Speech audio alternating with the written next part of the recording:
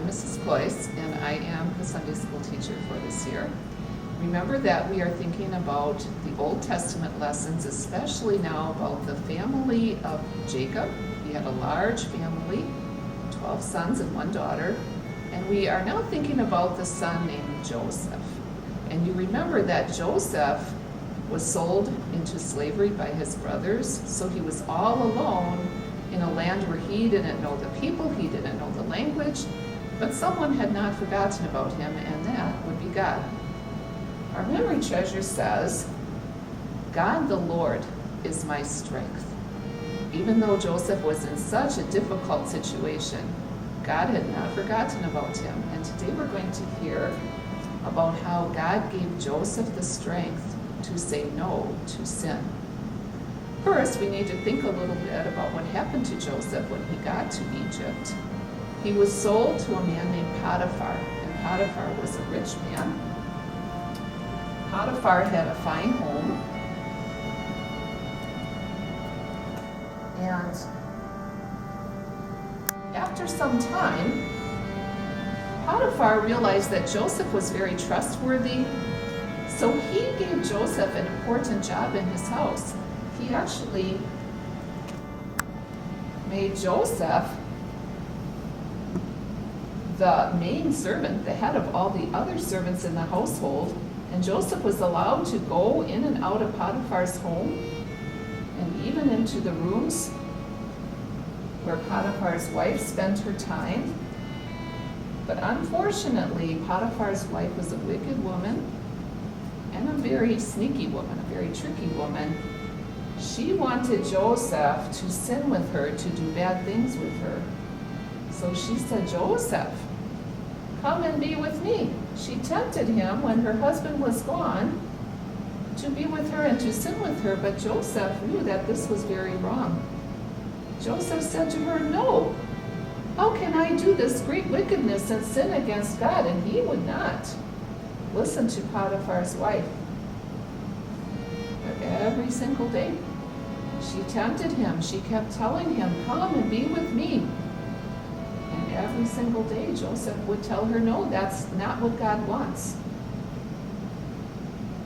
One day, Joseph was near Potiphar's wife, and again, she tempted him to sin. And on this day, he had on an outer robe, something over his clothing.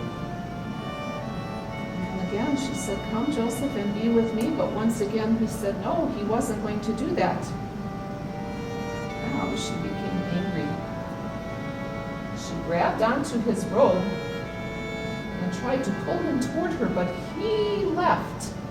He ran away from her and left his robe behind because he didn't want to do as she said. And as soon as this happened, she began to scream and cry out. She told everyone, that terrible servant, that Joseph, he attacked me, he tried to hurt me. Look, his robe is left behind. When her husband Potiphar came home, she told him the same story. She said that Joseph, that Israelite, the servant you brought into this house, he attacked me, he tried to hurt me. Look, he left his robe behind. Now Potiphar believed his wife.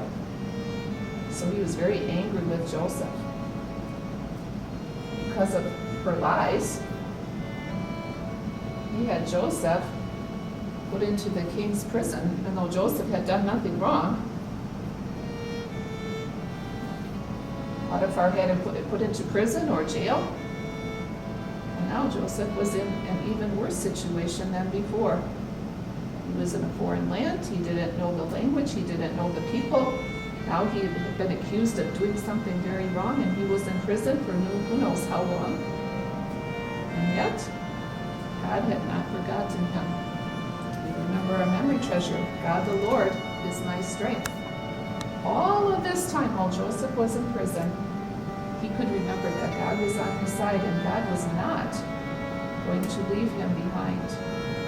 Somehow Joseph knew that things would work out for his good. And as we learn more about him and about what happened, even in prison, we're going to hear that God had not forgotten him And things are going to work out for Joseph's good and also the good of his whole family and many people in Egypt. We'll hear about that actually starting the next time. So we can also think for ourselves when things are not going well, or we feel as though we don't have any friends maybe, we feel sad. We can always remember God has not forgotten us. He's always with us.